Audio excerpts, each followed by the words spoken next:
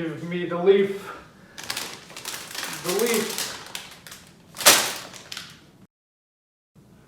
So when I was originally thinking of steak recipes to do, I wanted to try one that had kind of like a more savory glaze on it. So I was trying to get some type of balsamic recipe for steaks. But then I thought about it more and I thought, what if I do a traditional steak recipe and then have something with balsamic vinegar on the side? And so then I started looking for recipes with balsamic, and I found this Mediterranean salad recipe, which sounded really awesome. And I'm not much of a sweet dressing type of person, so what I'm going to do is I am taking the dressing recipe that they are doing and I'm tweaking it more into one that I made previously. And I personally like my way better anyway, so yeah.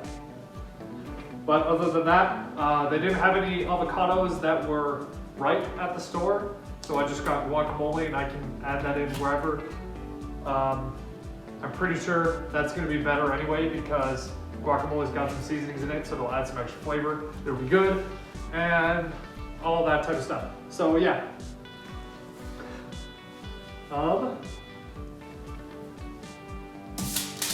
Our total for all of this is $29.10, which is a lot for a salad, but this has a lot of stuff, so it'll be good.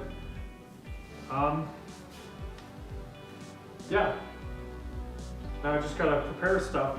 Oh no, another onion.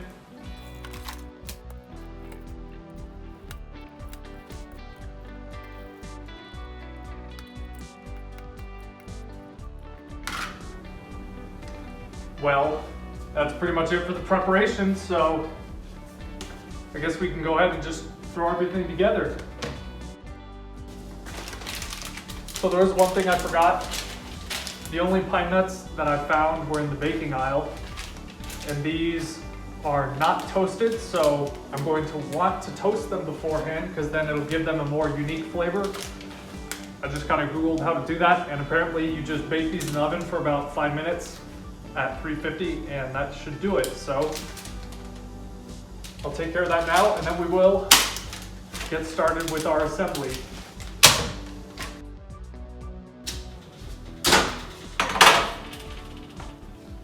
So I'll start off with the note. I couldn't find the mix that I wanted, so I got a spring mix and the spinach and arugula mix. That way I can have a little bit of both. Other than that, the recipe says grapes, but I thought those were those purple olives initially, and I would rather have the purple olives, so I got some of those instead. But other than that, I guess we'll just throw in the stuff and mix.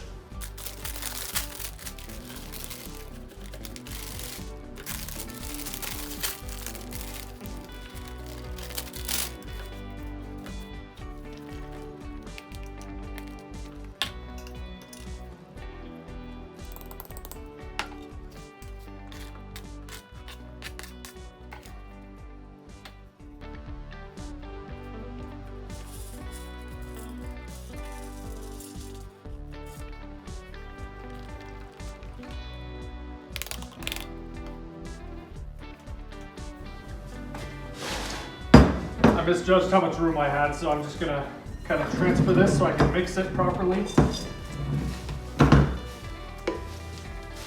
Oh, what the heck? There's not enough room. Right, I'll just keep these separate for now. But since these are done, we can now make the dressing, so let me put these away. So the dressing is fairly easy. We just have a few ingredients that we have to blend together. We will start with our olive oil and vinegar and then throw in everything else. I do have to warn you, this dressing is very strong. It will probably punch you in the mouth when you taste it, but it's really good.